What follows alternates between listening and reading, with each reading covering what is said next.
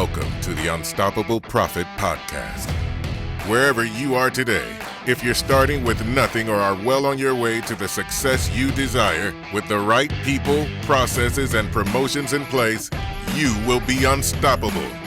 And now, I'd like to introduce your host, Mike Stromsoe.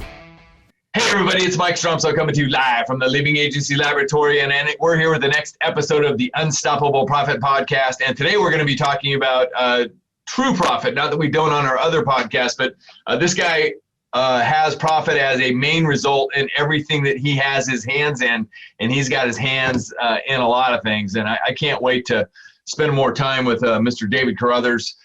We got to meet virtually a couple months ago, and we travel in a lot of the same circles, and we met, and it's like, you know, I think he's part of my family in some way because we hit it off so well, and I can't wait to hit it off with David on this podcast. David, how you doing, sir? I am doing very well, Mike. I really appreciate you having me on and look forward to the conversation. Yeah, ditto. And thank you for sharing. And you're always, more I've learned about you, you're just a true giver at heart. And I love those kind of people. And I love everything about that environment. So thank you for continuing to give back. And tell us a little bit about yourself. You know, where are you from? A little bit about your family geographically, city, state. Yeah, sure. Anything about your business you want to share? Yeah, no, absolutely. I was actually born in Lorain, Ohio, right up off the coast of Lake Erie, outside of Cleveland. My extended family, all my aunts and uncles and remaining grandmother still lives up in that area, but lived there for a very brief period of time. Without going through all the gory details, my dad was a corporate risk manager as I was growing up. So for him to move up the corporate ladder, that required my family to move about as frequently as military families moved. So when I tell people all the places I've lived on the East Coast, they automatically assume that maybe I'm a military kid, but I'm not. I was a child of a guy that was just very ambitious and moving up the corporate ladder, and we picked up and moved literally every 2 to 3 years. And, you know, when you're going through something like that, you don't really realize how you're being prepared for the future. But I think one of the reasons why I've had a successful career in sales is because I moved every 2 to 3 years as a kid and had to make new friends every 2 to 3 years. So, you know, when you boil everything down, it's like I tell my kids when they want to know what it is I do for a living, I get paid to make friends, and I had a lot of practice growing up. You had agility built in at an early age. I did. Well, and you know, it wasn't always a pleasant experience, you know, when you're going through it, especially when you get into the junior high and high school years. You know, I moved from the area that I live right now, partway, like right before basketball season, my junior year of high school, so that I could be at my new school in West Virginia to play basketball prior to the season starting. And so I graduated high school from Parkersburg, West Virginia, which is like the exact opposite of Tampa, Florida. And, you know, it was again, you know, you draw off all the experiences that you have in life, and that just prepared me for a whole other set of things that I would use going forward. So ended up playing baseball and basketball and football in high school, ended up going on and playing baseball in college in West Virginia, blew my arm out. Walked into a grocery store in Birmingham, Alabama, which is where my family was living at the time. And I guess I thought I was going to be the next Kurt Warner, man. I don't know. I thought I was going to stock shelves and rise from the ashes and become a professional baseball player. And that never happened. So I just worked my way through the ranks in retail. And I got to be 30 years old and said, you know what? I make a good living, but my quality of life is horrible. And I have a 2-year-old son who is now 18 that didn't know who his dad was. And I need to find out what is it I can do that's going to give me the work-life balance that I need. And I was 30, you know, I wasn't terribly old, but I was old enough that I knew I could have an opportunity to change my trajectory for the rest of my career. And as it turns out, I met a guy who had owned a very successful agency that was sold and was sitting out his non-compete, getting ready to start his next iteration of that agency here in Tampa, which crazy enough is now publicly traded on NASDAQ and does about $184 million in revenue a year. which just blows my mind. But I went to work with him as a producer, and there's a lot of nuances to how that happened and some of the things I experienced along the way. But that's how I got into the industry. How I got to where I'm at today is I just can't work with for anybody else. I can't. I have to be in the front of the line. And so, with that comes its own set of challenges and circumstances. But, I launched Florida Risk in 2016. And, we have had a really good run for the last 4. We're in our 5th year now. And I'm not even thinking about looking back at this point. We're just pushing on.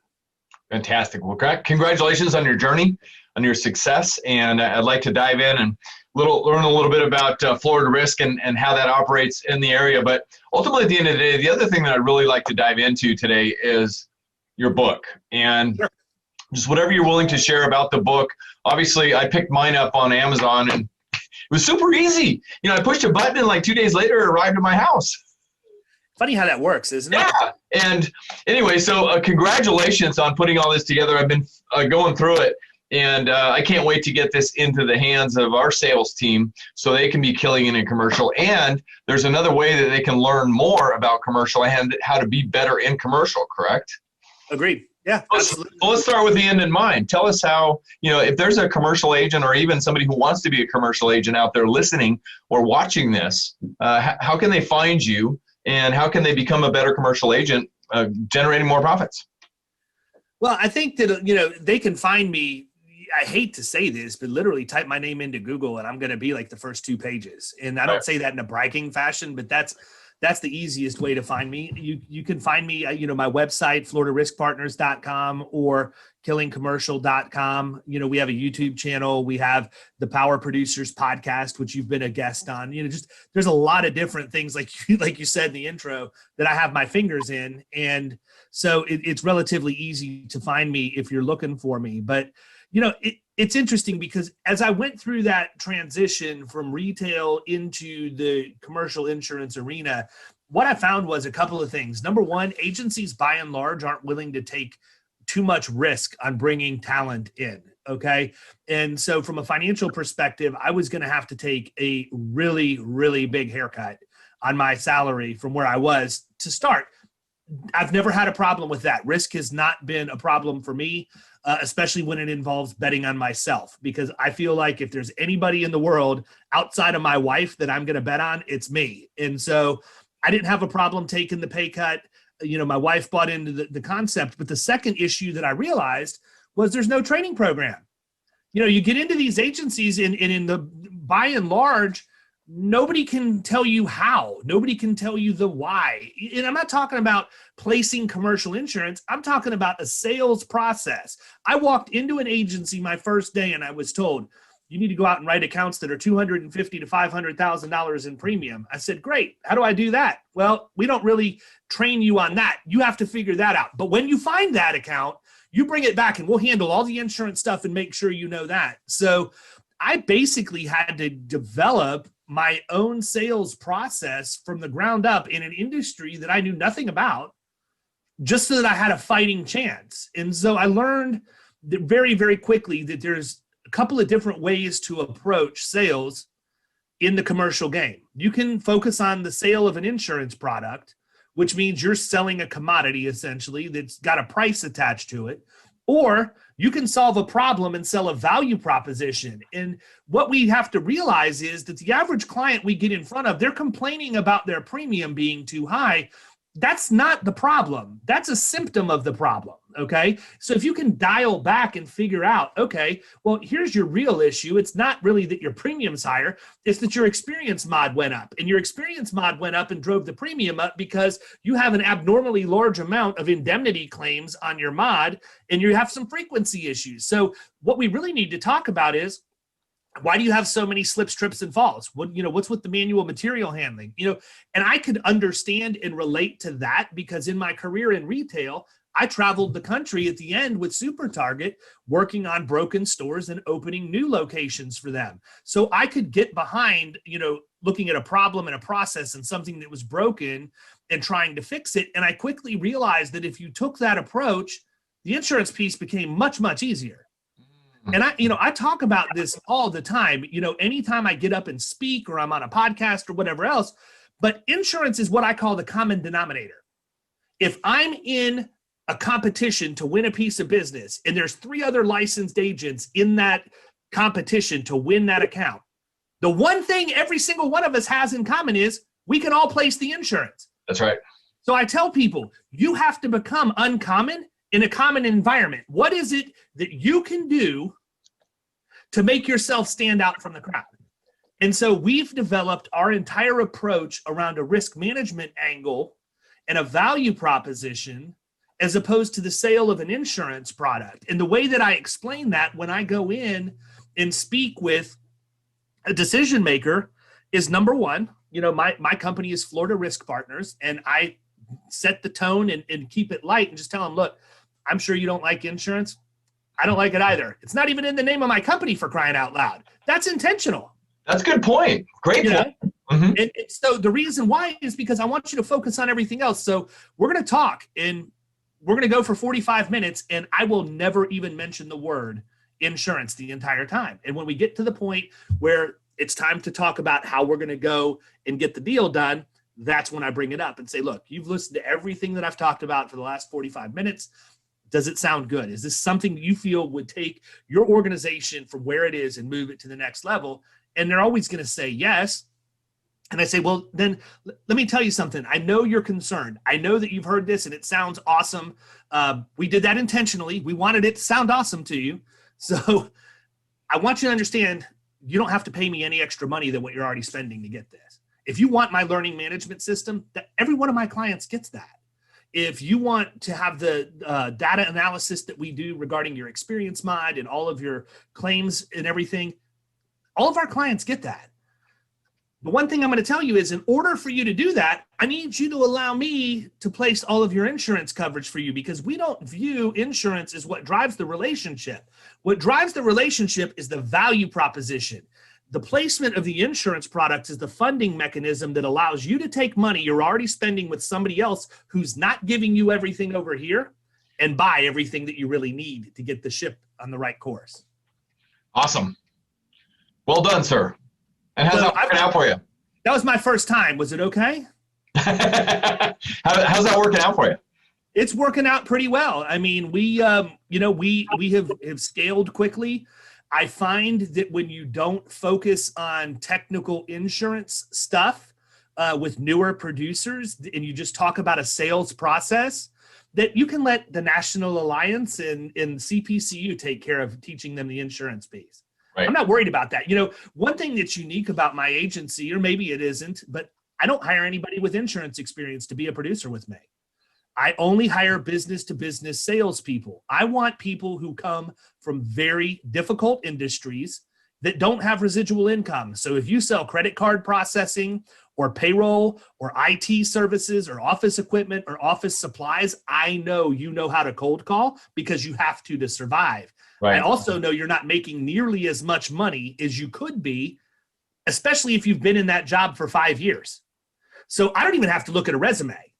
If I see somebody that sold credit card processing or payroll and they've been with their employer for 4 or 5 years, maybe I'll look and see if they had some progressive responsibility, but I understand the churn in those industries, and you have to be good to last that long. You're just not getting a maximum return on your investment in terms of your salary. So that's low-hanging fruit for me. I like to bring those people in and then show them how to go through our process. And it's easy for me to teach a process around data analytics, loss runs, total cost of risk and things like that. Then you can start getting into insurance coverage forms and endorsements and all of that. Everybody needs 2 things to be successful in commercial insurance. You have to have a proven, replicable sales process that can scale with you. And you need to have a foundational understanding of insurance products, right? Mm-hmm. There's nothing out there that I've found, you might know about it, but there's nothing out there that I'm aware of that will allow me to plug into the wall and download insurance information into my brain without me actually having to sit through classes and take time to learn it. So for people who are coming into the industry new, you've got about a 3 to 5 year learning curve before you're going to be able to go out and answer a bunch of technical insurance questions on the fly. That's okay.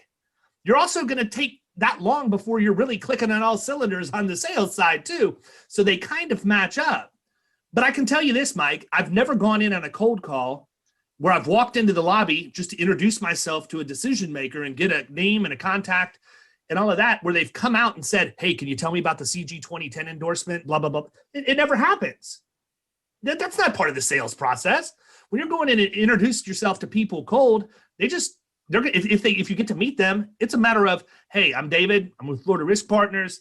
I just want to stop by and introduce myself. I'm going to be in your area on a regular basis. I'll come back by some other time when you're expecting me. But hey, I want to let you know, I know your industry's having problems right now because the trades are depleted and you can't find staff. So I brought you this benchmarking report on salaries, and it gives you the salaries for your city, for your state, and for the country for electricians or whatever the class of business is. But I thought this might be something that you would find useful. Just wanted you to have it. If you can use that information, great. If not, I'm going to bring you something else next month when I stop by. Have a great day. There's never going to be an insurance conversation on a first meeting like that. If you are going to have that insurance conversation, you know ahead of time you are going to have the insurance conversation. So one of the things that I did early in my career, and this is something that I teach to people that I work with on production, is I realized that I could stack the deck in my favor and give myself more time to prepare for an appointment if I did one simple thing. And that is, I send a copy of a proposed meeting agenda to that prospect I'm meeting with prior to me ever getting there to meet with them. That does a couple of things. Number one, it gives them the first time anybody that's ever come to sell them insurance has ever sent a proposed agenda. People don't do that. But number two, I want to say, hey, here are the things I'm thinking about talking about. I'd like for you to add or take away anything. And if there's, then I get the notes back and I have a really good idea of how that conversation is going to go. So I can go deep in the areas I know we need to discuss, plus whatever else they added to it. But here's a news flash to anybody out there who's uncomfortable talking about this stuff. You don't have to answer every question on the fly. No. It's okay to say, I don't know. You know what? That's a really good question, man. Bang, you got me. I don't know the answer to that, but you know what? I know the person who does. So here's what I'm going to ask. Let me just get back to the office. I'm going to present this question to my mentor that I work with, and I'll be back to you this afternoon with the answer to that. It's not something that's difficult. I think too many times we don't realize that it's easy to gracefully excuse ourselves from an uncomfortable situation. Everybody's human, man. You could be sitting across that CFO, and even though they may be getting ready to stroke a check that'll earn you $25,000 or $50,000 in commissions, they put their pants on one leg at a time. That's right. And that's the biggest, the biggest piece of advice, the number one thing, and I see this unequivocally. I tell it to everybody. It's in the intro to our podcast. I talk about it when I talk with producers one-on-one. The biggest piece of advice that I would give to anybody is you have to believe in you. You have to believe in yourself. Selling, I don't care what you're selling. You have to have self-confidence and belief in yourself to be able to go out and do that. Even just to open your car door to get out and go knock on that door. But, anybody who's heard me speak before has heard this story. But that stems from an event that I went through in my personal career. I was 30 years old. I was a year into the business, and I was sitting in the parking lot of a company that had $750,000 in premium, and I was sick to my stomach thinking to myself, why am I here? I have no business talking to this company. Look at all of this equipment. Look at all of these employees. I'm going to be responsible for ensuring this. I just need to kill this meeting, turn around, and drive back to the office. I have no business going in there. And I stopped, and it was the number one defining moment in my entire career. And I said, you know what? Suck it up. The only person who doesn't think you deserve to be in that appointment is you. Right. That CFO has already validated your existence by agreeing to take the meeting with you. They don't know any different. You could have started an insurance yesterday. You already have the meeting. Go in there and talk to them. Get through your head that you belong there and crush it. Yep. I was having that same conversation with my 14-year-old grandson last weekend. Yeah, I was talking to him about the fact that we need to act like we belong there. Just act like you belong there. You do belong there. Agreed. Nobody else knows any different. Agreed. And you learn a lot that way too. You put yourself, if you can push your comfort zone, like my number one goal, my number one role rather in helping anybody is a mentor, coach, teacher, trainer, whatever you want to call me, is I have to get them to believe in themselves first. If I can get them to do that, then the world is wide open for them to have as much success as they want. But it's the things psychologically that are holding people back because maybe people told them their whole life they weren't good enough. Well, why do you let that affect you today? Maybe they had a weight problem, so they're self-conscious about their appearance and they don't want to walk in because they don't want to be judged.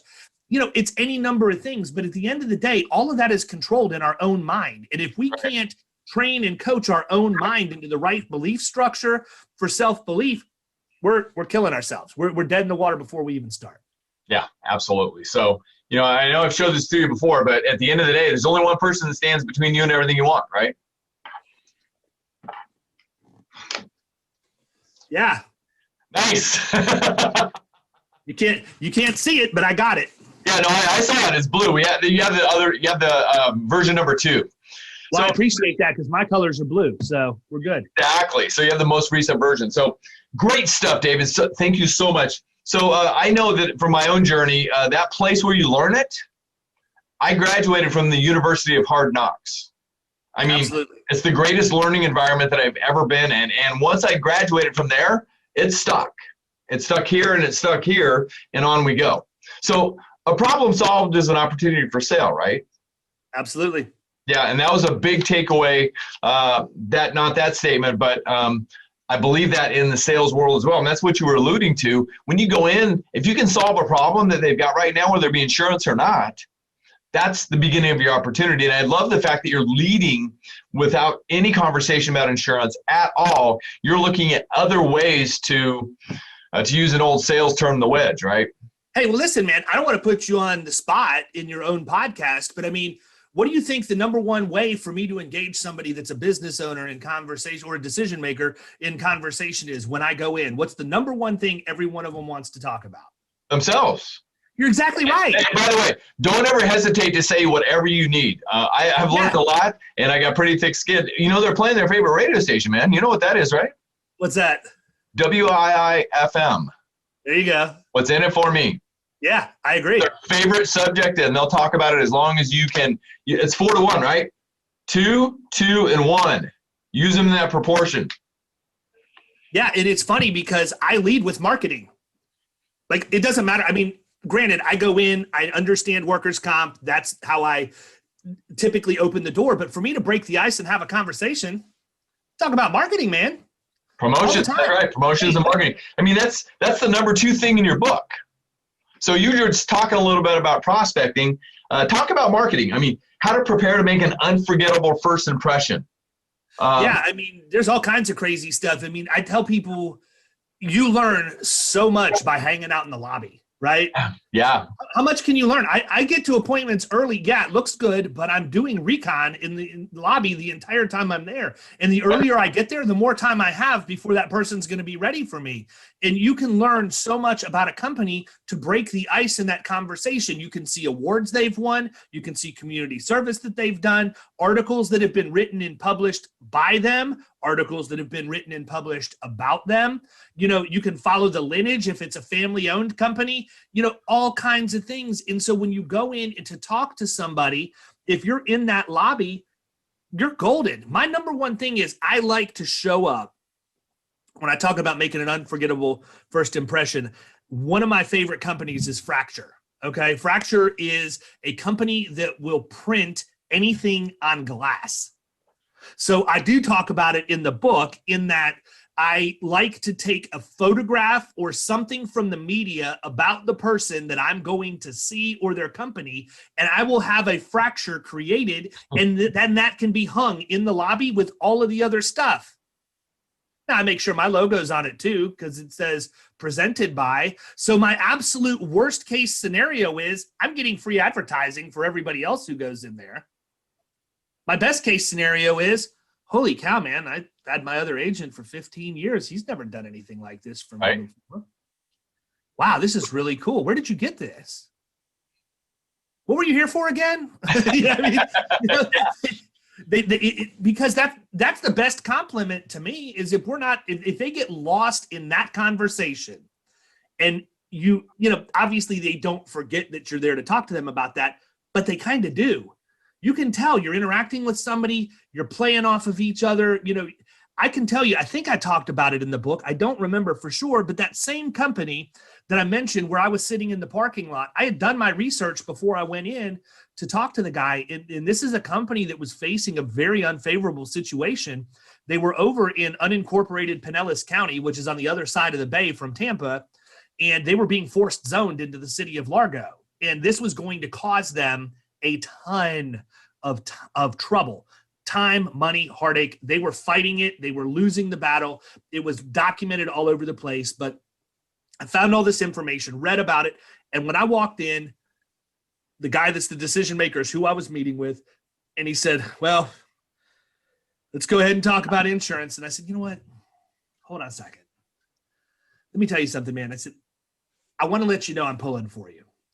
I've followed everything that's going on with litigation. I don't agree with what's happening. And I just want to let you know I'm here to do anything I can to help you, to help your voice be heard. I don't know what good I can, but I buy into the fact that you're a third generation family owned business that's facing a serious problem. And I want to do whatever I can to help, even though we've never met before. His guard came down completely. And for the next 20 to 25 minutes, all he did was talk about how bad it was affecting his family, how bad his marriage was suffering, his relationship with his siblings that were also executives at the same company, and just went on and on and on. And after 20 or 25 minutes, he said, I'm sorry, I know you want to talk about insurance, but I feel so much better. Thank you for letting me vent to you. I said, it's not a problem at all. I figured you probably needed that. I said, listen, I'm not here to put the hard clothes on you or anything else, but it's also not an accident that I'm here. There's a reason why. And so then we went into that conversation, and it was very natural at that point. I don't think very many other people realize that it's okay to not talk about insurance when you walk into the meeting. You got to build that rapport, and you have to do it the right way. And the more patient and intentional you can be in that process, the better the bond, the stronger the bond that you're building with that person sitting across the table from you. And it makes the rest of the conversation about the real business that you're there to talk about so much easier. Yeah, absolutely. We developed a philosophy called E plus F equals C, experience plus feeling equals connectedness, which is exactly what you're doing. R plus T equals MFT.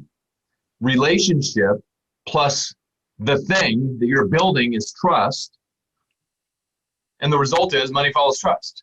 Because at the end of the day, they will never be willing to open up their checkbook, and thus, to some extent, they trust you. And what a great way to build a business, getting to know people first and finding out what that problem is, to solve that problem, and then to bring to the table whatever you need to bring. Oh, that's just the gravy, right? Well, the flip side of that is I'm also interviewing them while I listen to them talk about everything else. Right. I literally just published a blog post either this morning. Was it the one this morning? It was the one this morning that talked about don't sell yourself short. And I think a lot of times as producers, we're so focused on getting the sale, we're willing to write anything that walks past us, and we sell ourselves short in that process. It's okay to go into a meeting and tell the person that you're meeting with, hey, I understand you have a lot of questions for me, but I want you to understand this is kind of a two-way thing, because I'm also here to make sure that you're going to fit into our culture. You're going to fit into our ideal client scenario. And right. I did a post and a video about it. And I think I probably did talk about this in the book, because I usually do. But I talk about, does this person deserve a seat at the table? Do they belong at the table? I literally visualize. So there's several things I do before I go into an appointment every single time. The first one is I have a cup of black coffee. Coffee's for closers, right? Yeah. I have a cup of black coffee. But the second thing that I do, and I literally do this every time, is I visualize a conference room. And in that conference room is a table. And there are people sitting around that table with one empty chair. Everybody around the table is my current book of business. And the empty chair is for the person I'm getting ready to meet with. And the question I have to ask myself is, does this person deserve a seat at the table? Will they do something to make everybody else that's my client better? Will they interact with them? Will they get along? Or do I have a reputational risk by bringing this person into my book and it's going to cause me strife? I don't think producers are wired to think that way. I think that they want to write every piece of business because we have production pressure. We want to make the money and everything else. But what I've found is you can be selective. You can't be all things to all people, and that's okay. Right. I'm not saying that somebody's a bad person if they're not going to fit my agency. There's a lot of people out there that are general contractors. I don't represent a single one. Yeah. A lot of good people. They do great things in the community, great things in church, whatever. And they're not in my book. Yeah. It has nothing to do with them as people. It doesn't fit what we're doing in the mission of the agency. Absolutely. And we will stay true to that mission 100% of the time. Absolutely. Fantastic. I got to ask you something before I forget. Take it back about 10 minutes. So you're talking about bringing producers on that don't have any experience. I too, by the way, you either win or you learn, right? Agreed. So, and we don't call them failures, we call them lessons. But I had a lot of lessons in trying to grow sales teams. And one of the things that I learned was I wasn't giving them a fair shake time-wise and training-wise. So if you're willing to share just a minute or two about who trains the people on your team, the new producers. Let's say I walk into your shop, I'm a new producer that fits your mold, your culture, and everything else, and you bring me on, who's going to train me? So that's a crazy story, actually. I do, but I do it virtually. Okay. And so what we've decided, and this is kind of where we go with our online, killing commercial training community and everything that we do. I bring people in, and because of how I have I don't want to get into it now because I've talked about it a lot in terms of the actual process. Just a short tidbit. Yeah. But bringing people in, it takes time. And so I realized I've got to make this digital. I've got to make this digital trackable, and then create an environment where these people can learn, but it's not going to be a time suck to me. So I essentially created what is now Killing Commercial Insurance Training internally. It's mine. Yeah. So when I talk to people who want to learn how to go and sell commercial and do the things that we're doing in the middle market, I have credibility because this is actually something that I used, developed, and still use in my agency today. So we plug them into that community. And the thing that's awesome about it is that they're getting access to other agents from all over the country. It's a very limited number of people because I handpick everybody who's in there. I've got to make sure that they're going to fit. I'm a big believer in putting highly motivated and driven people together to make each other better. Right. And so I want to make sure that they have the same general traits that way. But then, we have all of the basic training stuff, video learning and exercises and tests and all of that to get them through the sales process. In the meantime, they're interacting with people who've been doing this for longer than they've been alive in some cases. And, they're learning from them too. So it's really what used to be a daunting and time investment on me isn't anymore, because I decided, I just need to sit down and run through all of this curriculum that I would normally have to do one-on-one. And now I never have to do it one-on-one anymore. I can have them run through it. When they get at the end of a module, we have a one-on-one meeting. I can make sure that they understand it. We can review the work product. We unlock the next module, and then they're on their way to go through it. And that has made all the difference in the world for me. I have to have it that way because there's a very long tail on how I hire people. Because of the way that I do that, I have a pipeline of producers coming into my agency, just like I have a pipeline of business. So I reached a point in 2020 where I know that in the next 12 to 18 months in 2021 and into 2022, I have 6 to 8 producers that are going to land in my agency. I don't have time to train 6 to 8 producers myself. I had to develop something. Can I ask you a question? Sure. Thanks. So I have a young person with lots of sales acumen, et cetera, et cetera. According to all things that we've learned about this person, they've got it. You know what it is, right? You've got an acronym for everything, Mike. I figured this out pretty quick. So your definition of it and mine are probably going to vary. Okay, well, intellectual technology is what I picked up on my end. Okay, there you go. So anyway, so they've got it. And if I want to train them in commercial insurance and how to sell commercial insurance, simply all I need to do is turn them over to you and your systematic program. Yep. Well, let me just make sure that I repeat that so everybody heard what I said. I find a potential sales producer who has sales ability, who has no insurance experience, albeit commercial or otherwise, who needs to be trained. You give them to David and his team, and over a period of time, they will do all the training while you're doing only the things that only you should be doing. And in the entrepreneurial realm, that's what we all should be doing. We should only be doing the things that only we can do.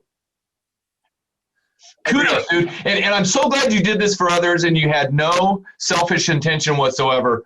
Major high five props to you, man. Yeah, I actually did it for it was selfish, to be honest with you, because I heard you say that. Remember, David, one of the things that we talked about today so far, show up like you're supposed to be there. Yep, agreed. Back to your $750,000 training account in the beginning. You were supposed to be there. You were supposed to show up to create that for yourself. But, kudos to you, man. Now you're helping other people. And I love the fact more than that is, I also learned from many, many mentors that I've studied over the years, you are the result of the 5 people you hang around the most. And I love the fact that you said you've got a small circle of people within your training programs who you've pre-qualified, pre-vetted to make sure it doesn't, pollute the environment, I guess, if you will, right?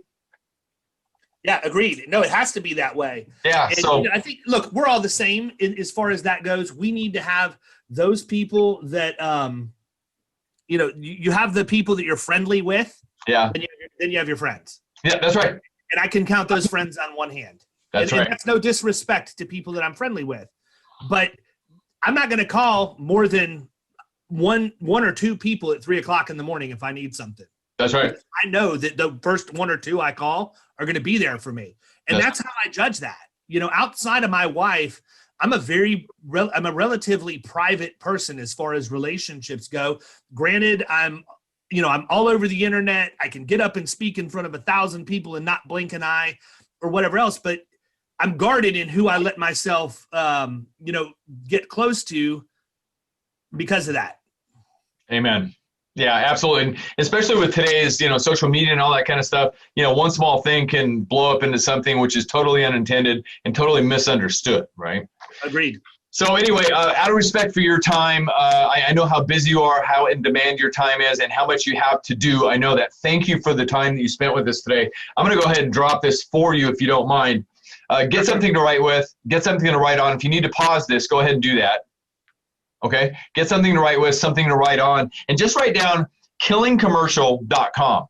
Killingcommercial.com. Go check it out. Find out more about what David has. If you've got up-and-coming commercial producers that want to learn from the best of the best in our industry, one of the other things that I learned in 1999 in one of my very early sales and marketing training, I was sitting in the room. I was listening to this guy from Riverside, California, about 45 minutes from me.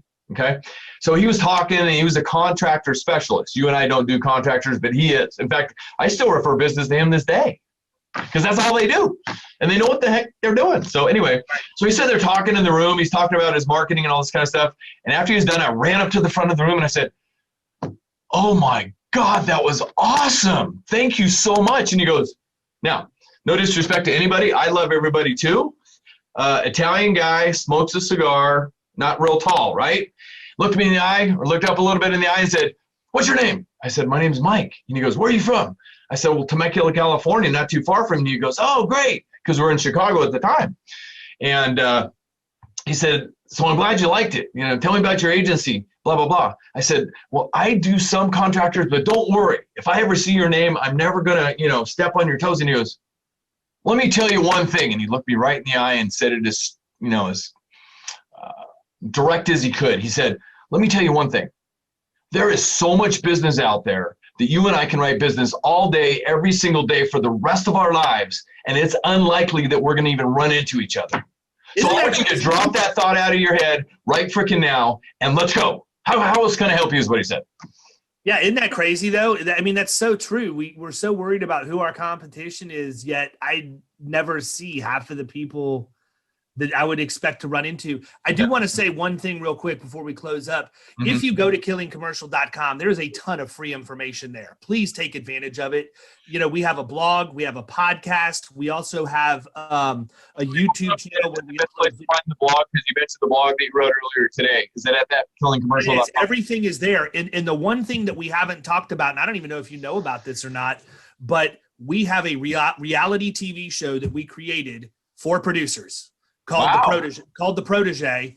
And essentially what it is we had 76 applicants from across the country apply to come into this program. And it's essentially producers that are competing to get a lifetime access scholarship to Killing Commercial for whoever wins. And they're going through a series of challenges. I don't want to say The Apprentice because people are going to automatically think that that's exactly what it's like, but it's not.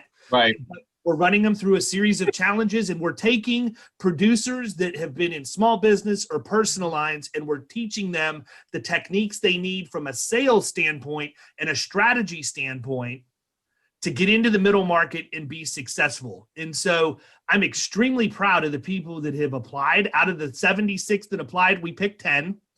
And they are competing like their life depends on it. And it's insane to watch the level of intensity, and it's humbling, and it's even kind of scary at the same time, because I'm gonna have to tell some of these savages that they have to go.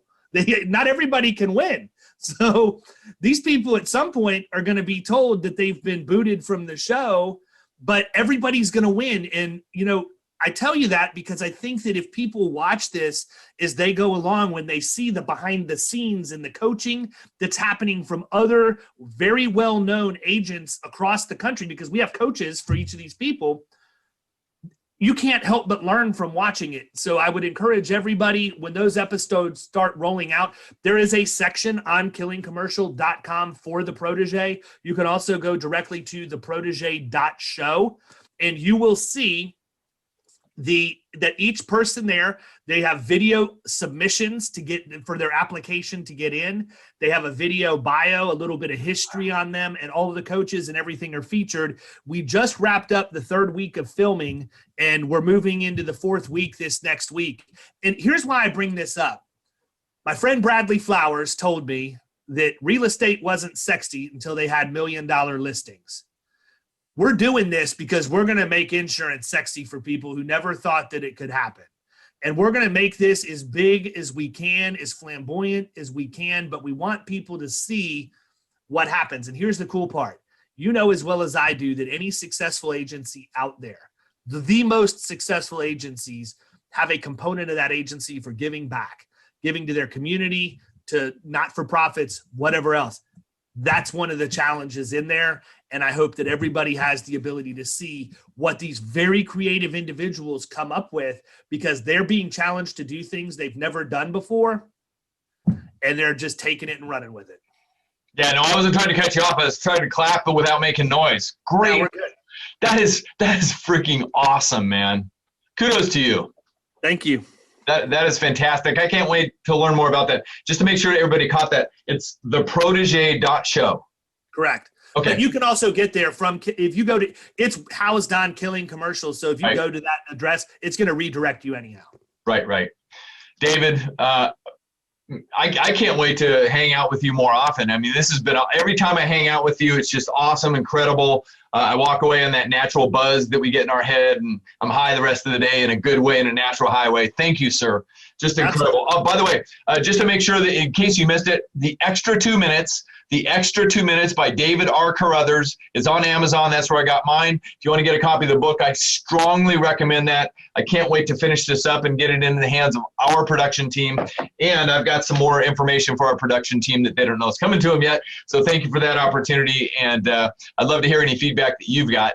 Last thing, David, as we wrap today, if there's anybody out there that's listening that might be newer to the industry or might be thinking about jumping from personal to commercial insurance and is unsure, what would you say to them? What's it going to take for you to be sure? Where can you find your passion? If you're looking to leave where you're at, it's because you don't have a connection to that role and you're not maximizing your own ability every day as a result of that. If you're going to move into commercial, that's the one thing that's beautiful about it. You can find something you're passionate about and create a business model around that. Doesn't matter. You might not like workers' comp at all. Great. Go build a cyber practice. There are no rules other than what the regulators put on us with the insurance. But from a sales and marketing standpoint, you can really do whatever you want. It's a blank canvas. So think about, what are the things in life that make you happy? What are you passionate about? Where do you want to spend the most time? And then make the jump. Go into commercial insurance and build your business around those things, and you'll be wildly successful. Fantastic. I hope you got all this. If you didn't catch everything that David said, please go back and watch and or listen to this again. Make sure you have something to write with. Make sure you have something to write on, because he dropped gold nugget after gold nugget, gold nugget after gold nugget. I'm so excited I can't even talk. David, thank you. Thank you for being here today. Kudos to you and your success so far. Thank you for giving back, and most importantly, helping others.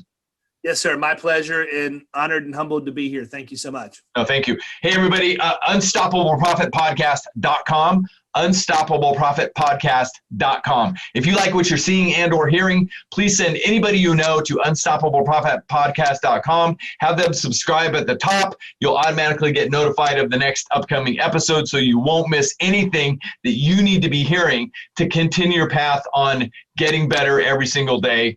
Because as you know, the day we stop learning is the day we stop growing. And our podcast is out there on all the networks. So just go to unstoppableprofitpodcast.com. You will find us. Get the app, get it downloaded so that we can continue to help you learn every single day in every single way. Friends, thank you so much for being with us today. Until next time, get out there and make a difference, be unstoppable, leave no regrets, and you must take action. It will lead to your next win or your next lesson, but that's where the learning starts. David, thanks again, buddy.